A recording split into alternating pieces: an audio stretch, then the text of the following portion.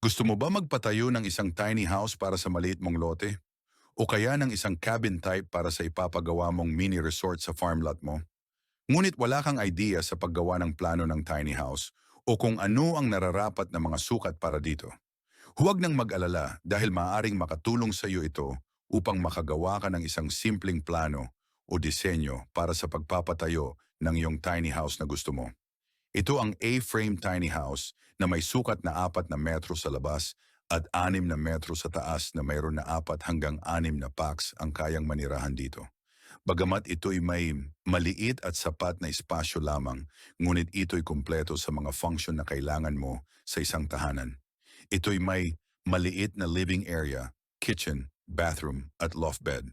Kung interesado ka sa design na ito, maaari mong bilhin ang plano na ito sa murang halaga na may kasama ng mga sukat para maging guide mo sa pagpapatayo nito.